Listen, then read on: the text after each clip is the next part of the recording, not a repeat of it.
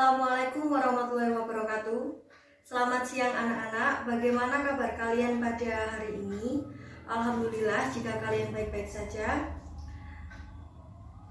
Perkenalkan, nama saya Novia Nur Pratiwi. Kalian bisa memanggil saya dengan Bu Novia. Sebelum kita membahas mengenai materi yang akan kita bahas pada pertemuan kali ini, alangkah lebih baiknya jika kita memulai dengan berdoa terlebih dahulu. Mari kita berdoa menurut agama dan kepercayaan kita masing-masing. Berdoa, mulai. Berdoa selesai. Pada pertemuan hari ini, materi yang akan kita bahas yaitu mengenai arti dan makna Sumpah Pemuda dalam perjuangan kemerdekaan Republik Indonesia.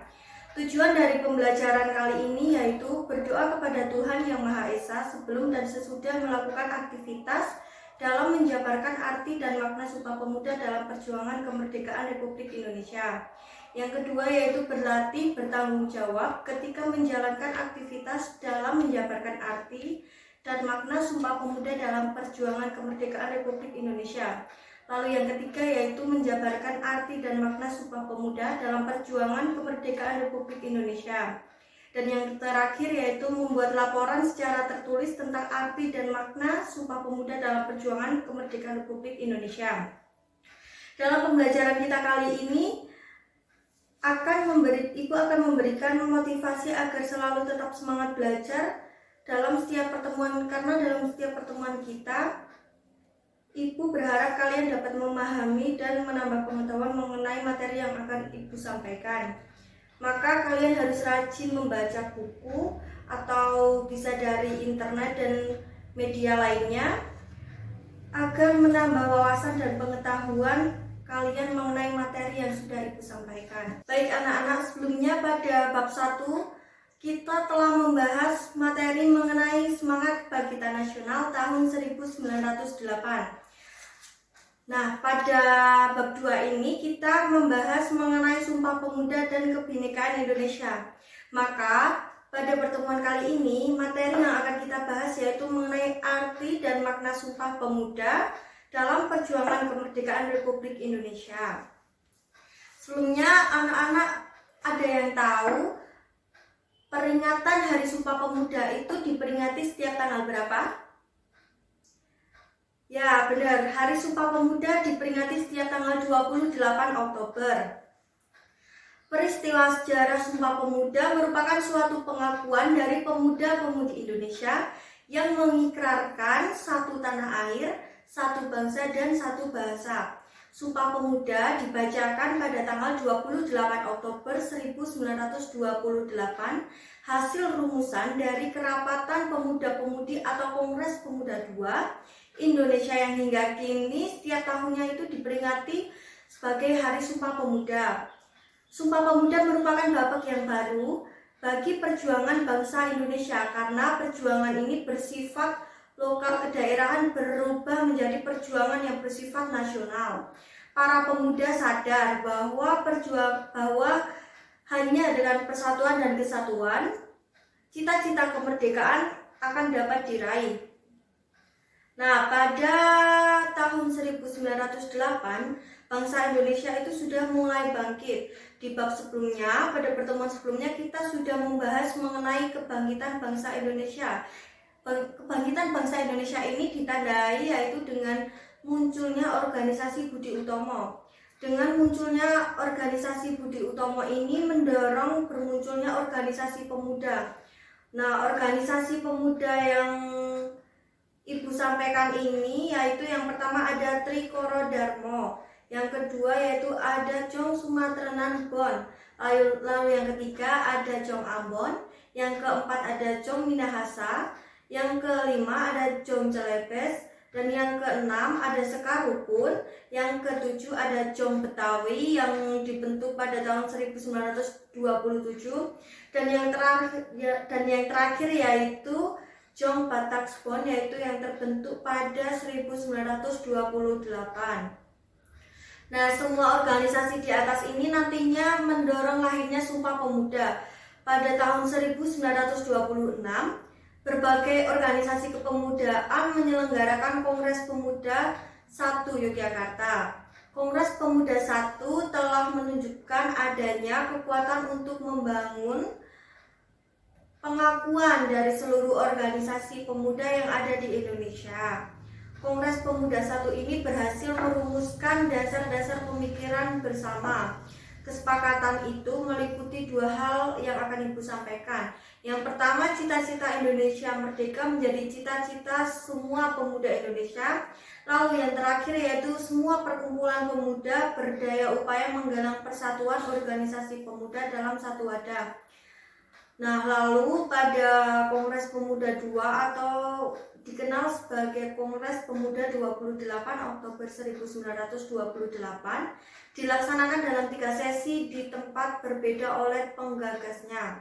Organisasi Perhimpunan Pelajar-Pelajar Indonesia atau PPPI yang beranggotakan pelajar dari seluruh wilayah Indonesia. Kongres tersebut dihadiri oleh berbagai wakil organisasi kepemudaan, yaitu yang pertama ada Jong Java, lalu yang kedua ada Jong Batak, yang ketiga ada Jong Celebes, yang keempat ada Jong Sumatera Bon, dan yang kelima ada Jong Islamiyatan Bon, dan yang terakhir yaitu ada Jong Ambon dan lainnya sebagai pengamat dari pemuda Tionghoa seperti Kue Tiam Hong, John Lau John Ho, Oi Kai Siang, dan Choi Jin Kui.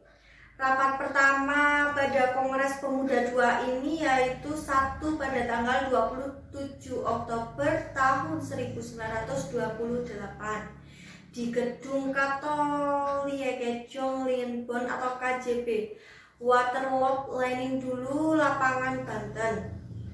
Dalam sambutannya, Ketua PPPI Sugondo Jojo Pospito berharap kongres ini dapat memperkuat semangat persatuan dalam sanubari para pemuda. Acara dilanjutkan dengan uraian Muhammad Yamin tentang arti dan hubungan persatuan dan pemuda.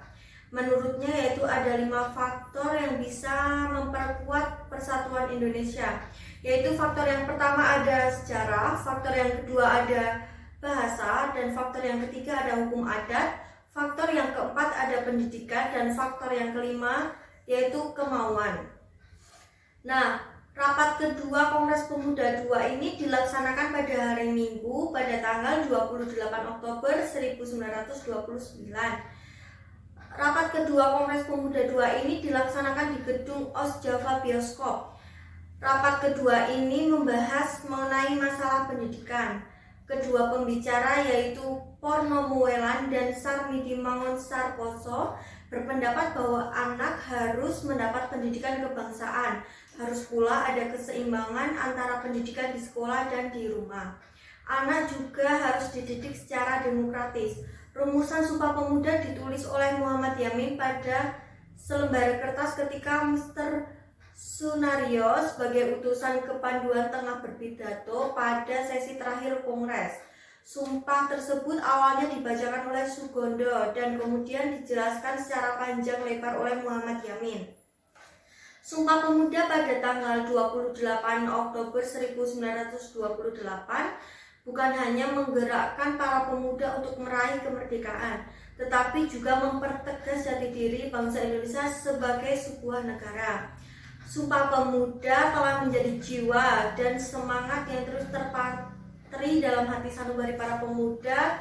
Semangat Sumpah Pemuda mencapai puncaknya pada tanggal 17 Agustus 1945 ketika Bung Karno dan Bung Hatta atas nama bangsa Indonesia memproklamasikan kemerdekaan Indonesia. Sejak saat itu, Indonesia yang terdiri atas berbagai etnis, agama, dan golongan menjadi bangsa yang merdeka dan bersatu. Kemerdekaan ini memberikan kesempatan bagi bangsa Indonesia untuk mewujudkan masyarakat yang bersatu, berdaulat, adil, dan makmur. Baik, selanjutnya semangat Sumpah Pemuda ini dapat dijabarkan dalam nilai-nilai yang terdapat dalam setiap poin isi dari Sumpah Pemuda ini. Isi dari Sumpah Pemuda ini ada tiga poin. Poin yang pertama yaitu kami putra dan putri Indonesia mengaku bertumpah darah yang satu, tanah Indonesia. Nah, tanah Indonesia adalah seluruh wilayah Indonesia, baik yang berada di daratan maupun yang di lautan. Negara Kesatuan Republik Indonesia ini memiliki luas wilayah daratan dan lautan sekitar sebesar 5.180.180.53 km persegi.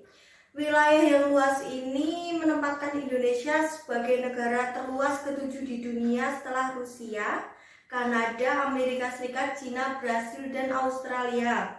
Menurut letak astronomi, Indonesia ini terletak pada 6 derajat lintang utara sampai 11 derajat lintang selatan dan antara 95 derajat bujur timur sampai 141 derajat bujur barat.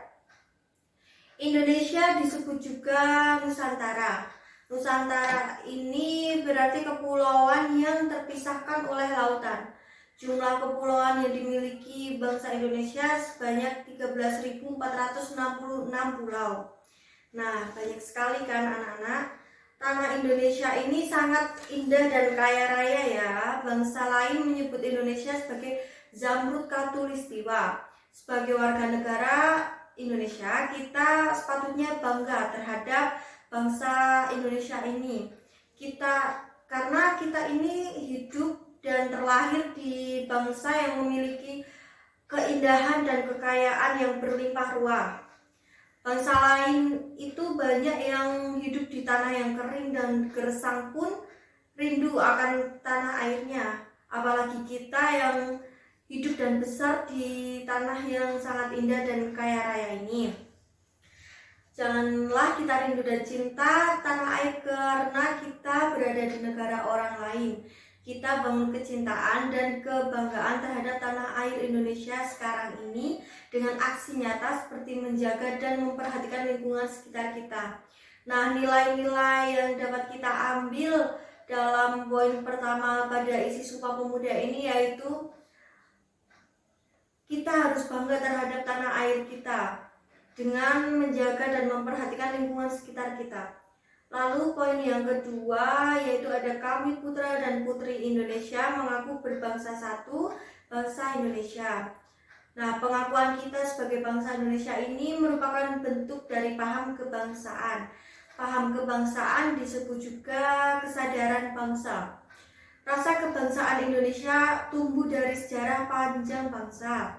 Berawal dari hasrat ingin bersatu, penduduk yang mempunyai latar belakang yang sangat majemuk, kemudian berkembang menjadi keyakinan untuk satu bangsa yang akhirnya dideklarasikan oleh sejumlah pemuda pada saat Kongres Pemuda tanggal 28 Oktober 1928. Nah, kita ini sebagai generasi pengurus ini mempunyai kewajiban untuk melestarikan. Pelestarian rasa kebangsaan Indonesia merupakan salah satu usaha tetap tegaknya Negara Kesatuan Republik Indonesia. Maka dari itu kita harus berkewajiban untuk melestarikan bangsa Indonesia ini. Sebagai bangsa kita harus tetap optimis karena masih banyak potensi bangsa ini yang dapat dikembangkan demi tetap terpeliharanya rasa kebangsaan dan dapat dijadikan pijakan untuk usaha-usaha memelihara dan meningkatkan rasa kebangsaan Indonesia itu sendiri. Lalu poin yang ketiga atau poin yang terakhir yaitu kami putra-putri Indonesia menjunjung bahasa persatuan bahasa Indonesia. Sumpah Pemuda menegaskan bahwa bahasa persatuan adalah bahasa Indonesia. Bahasa Indonesia ini memiliki peran yang sangat menentukan dalam perkembangan kehidupan bangsa Indonesia. Dalam masa perjuangan awal kemerdekaan, bahasa Indonesia berhasil menjadi alat komunikasi untuk membangkitkan dan menggalang semangat kebangsaan dan semangat perjuangan dalam mengantarkan rakyat Indonesia ke depan pintu gerbang kemerdekaan Indonesia. Kenyataan sejarah itu berarti bahwa bahasa Indonesia sebagai bahasa persatuan telah berfungsi secara efektif sebagai alat komunikasi antar suku, antar daerah, bahkan antar budaya.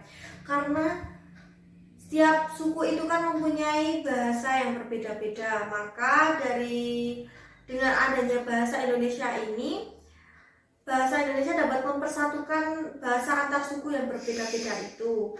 Bahasa Indonesia ditetapkan sebagai bahasa negara. Bahasa Indonesia ini menjadi alat komunikasi dalam kehidupan bermasyarakat, berbangsa, dan bernegara. Bahasa Indonesia tidak hanya digunakan untuk sebagai bahasa resmi ya dalam penyelenggaraan kehidupan negara dan pemerintahan, tetapi juga sebagai bahasa pengantar pada jenis dan jenjang pendidikan, sebagai bahasa perhubungan nasional, terutama dalam kaitannya dengan perencanaan dan pelaksanaan pembangunan nasional, sebagai sarana pembinaan dan pengembangan kebudayaan nasional. Kedudukan bahasa Indonesia ini sebagai bahasa persatuan dan bahasa negara masih harus tetap dimantapkan. Kalian semua tentunya sudah terampil ya dalam berkomunikasi menggunakan bahasa Indonesia. Hanya seringkali kalian itu tidak menggunakan bahasa Indonesia yang baik dan yang benar. Penggunaan bahasa Indonesia yang baik dan benar itu mempertegas jati diri kita sebagai bangsa Indonesia. Maka Ibu harap kalian para anak-anak dapat untuk kedepannya kalian dapat menggunakan bahasa Indonesia dengan bahasa yang baik dan benar ya. Baik anak-anak, pada pemaparan materi yang sudah Ibu jelaskan pada pertemuan kali ini, apakah dari kalian ada yang ingin ditanyakan? Jika kalian masih belum paham, silakan kalian tanyakan. Jangan malu-malu ya. Nah, baik. Jika tidak ada, maka sekarang Ibu minta dari kalian untuk membuat kelompok kecil yang beranggotakan 2 atau 4 orang saja dalam kelompok tersebut.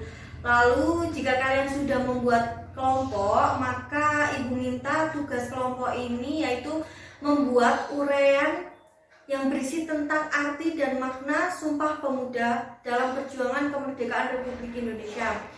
Silakan diskusikan secara berkelompok ya.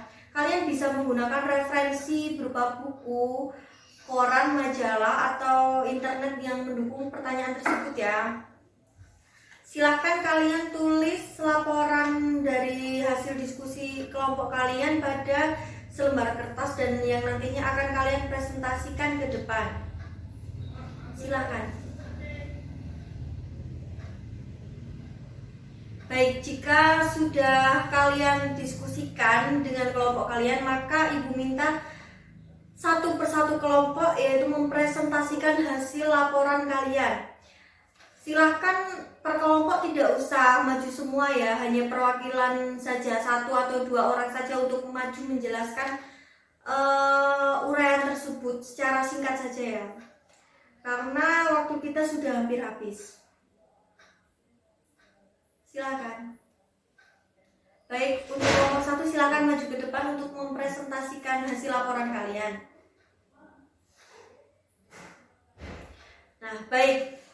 Setelah kita mendengarkan hasil presentasi yang disampaikan pada setiap kelompok, kita dapat lebih memahami ya. Kalian lebih dapat menambah wawasan dan pengetahuan kalian ya tentang materi yang telah Ibu sampaikan pada pertemuan kita kali ini. Nah, selanjutnya Ibu akan bertanya pada salah satu siswa untuk menambah nilai plus yang akan Ibu masukkan ya. Nah, silahkan kalian jawab pertanyaan yang akan Ibu sampaikan ini, yaitu siapa pembicara pada Kongres Pemuda 2? Baik, silakan jawab. Nah, benar. Pada Kongres Pemuda 2 ini pembicaranya yaitu adalah Pornowolan dan Sarmiti Mangunsarkoso. Nah, benar. Baik anak-anak, sebelum Ibu menutup kegiatan pembelajaran pada siang hari ini, Ibu akan memberikan sedikit refleksi materi yang sudah kita bahas pada pertemuan kali ini. Kesimpulan materi pada pertemuan kita kali ini yaitu Sumpah Pemuda ini merupakan suatu pengakuan dari pemuda-pemudi Indonesia yang mengikrarkan satu tanah air, satu bangsa, dan satu bahasa. Sumpah Pemuda ini dibacakan pada tanggal 28 Oktober 1928 hasil dari rumusan Kerapatan Pemuda-Pemudi Bangsa Indonesia sebagai Hari Sumpah Pemuda. Nah, setiap tahunnya ini pada tanggal 28 Oktober itu diperingati sebagai Hari Sumpah Pemuda. Nah, pada tahun 1908 ini Indonesia itu mulai bangkit. Kebangkitan ini ditandai dengan munculnya organisasi Budi Utomo. Nah, dengan munculnya organisasi Budi Utomo ini lalu mendorong organisasi-organisasi kepemudaan lainnya yang ada di Indonesia mulai bermunculan. Nah, organisasi apa saja yang mulai bermunculan ini?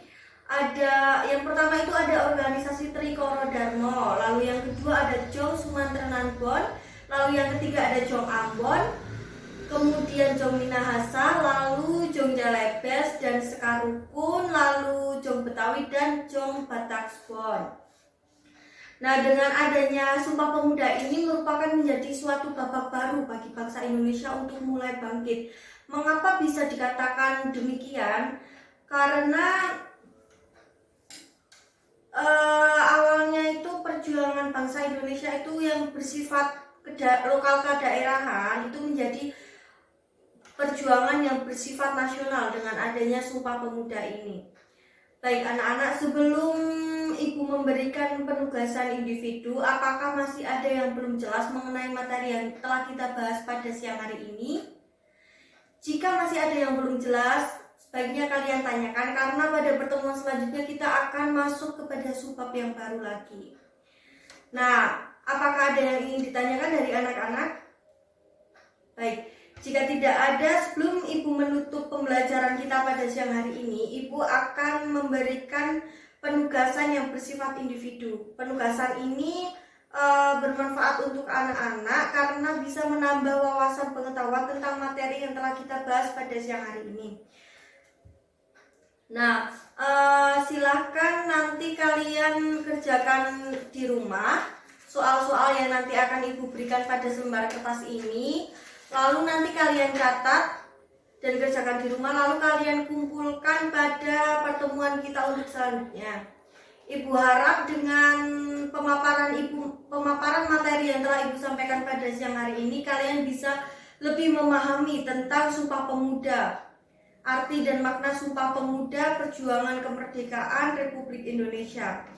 Jika masih ada yang belum jelas, bisa kalian tanyakan karena pada pertemuan selanjutnya kita akan membahas subbab yang selanjutnya. Baik, terima kasih. Jika Ibu ada salah kata, Ibu mohon maaf. Sebelumnya kita tutup pembelajaran kita pada siang hari ini dengan memulai berdoa terlebih dahulu. Silakan berdoa mulai. Berdoa selesai. Baik anak-anak, terima kasih. Wassalamualaikum warahmatullahi wabarakatuh.